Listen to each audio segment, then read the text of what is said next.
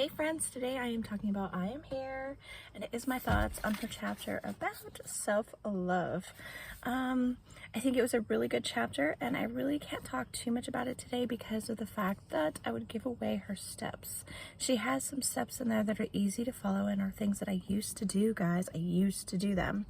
So when I got reunited with my ex-husband in 2019, while we were homeless, we were in survival mode, but it was really enjoyable. You know, we lived in tents, we were camping, we're out in the woods in nature from about mid-June to early November in 2019. It was a beautiful time here in New Hampshire. So I lived in a self-care way.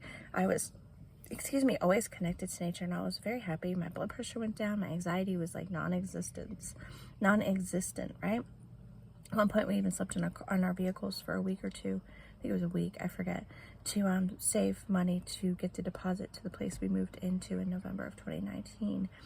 And now here, it's so frustrating for me because I don't mind adapting to that point. Like, I knew in June 2019, that being homeless was going to be the only option I had, living in a tent for the summer. I even told an ER doctor because my health was just out of control. I had stroke level blood pressure back then, and all the tests came back normal. It was conclusive that it was stress. Stress was making my heart go nuts and my blood pressure go nuts and my anxiety go nuts. Like, it was crazy. So because I had that situation and it was stress, and it wasn't the first time that stress was the reason for my stuff because my test always came back normal, I decided that self-care was very important to me and I always put it first.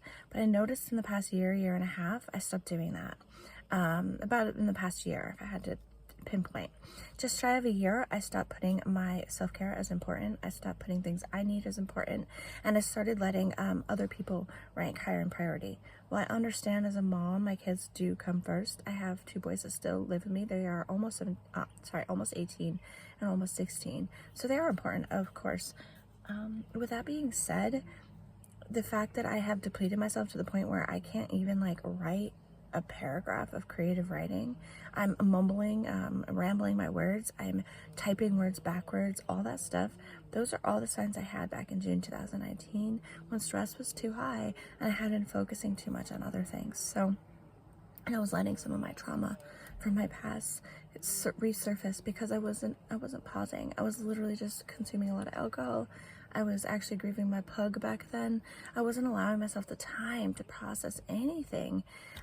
So I'm back to that point, and it's so frustrating. I'm very upset with myself, but I've realized also, and I am here in the chapter about self-care, you gotta let go of the guilt. You gotta just say, listen, like I just told y'all, I know what's going on. I know what I'm doing. I know these habits I get into, these routines. So, and I know the solution is more self-care, right? So between my vehicle needing some work and other things, I can come up with all the excuses, but guess what? I can literally just leave my house and walk, right? That may not be ideal, but I live in nature, so I can walk and take a walk, be alone with my thoughts, and at least that could be a little bit of self-care for right now. You know, we all have that one little thing we can do, even if it's 10 minutes a day. Like I said, I can leave my house and go for a walk. I could walk up and down my driveway. I could sit outside in my backyard and just listen to the birds every morning for 10 minutes, which I was doing for a while and I stopped. So those are just some ideas and ways in which, if you feel how I feel, you're just feeling very overwhelmed. Everything's, there's all these things that need solutions that you can't figure out, and you feel stuck. Your creativity's gone. You're not as outgoing and friendly as you once were. And you need time alone. You need time to reconnect with source. You need time to reconnect with your inner guide. You need time, okay? So just 10 minutes a day, set aside for yourself. I don't care if you sit outside and you write in a journal love letters to yourself. I don't care if you go for a 10-minute walk. You've got to do something where there's no electronics, there's no input. I guess I could say music is okay because some people, their music from maybe when you were like a teenager, blasting in your ear helps you for self-care. If that's the case, do it. Right? Don't read books or listen to electronic stuff during that 10 minutes though, because like me reading I Am Here, I'm really soaking in the knowledge to try to get myself back to me. So yeah, and remember, if you don't get the self-care in, you're going to get sick. Your body's going to fight against you. So, and you're going to self-sabotage your life. Don't do that. Your life is good. You just need to get back to basics. All right. I love y'all. Now, if you listened this far, I hope you'll comment down below one way someone can have self-care. What is something you do for self-care that's unique or something that works for you? Let us each help each other see that self-care is not overindulgence, it's necessary, and it doesn't have to take away from any other area of your life. Hey everyone, thank you so much for watching my video. This is just a quick pause to show you the sponsor of my videos as of lately. It's Naked Nutrition. I am an affiliate with them. I'm going to show you what I've been taking daily to help get things running smoothly in my life while I transition into new diet and lifestyles to help maintain nutrients with food. Since I don't need enough fiber in my diet, I decided to go with organic naked fiber. This is from Naked Nutrition. I'll have the link in the description. Basically, you open it up. You take one full scoop, and 8 ounces of water. You put it right in here. You put the mason jar on top. You cover the mason jar, or you can do whatever mixer thing. You shake it up. And I will say the first time I drank it, it didn't taste so pleasant, but it goes down really quick. You just chug it.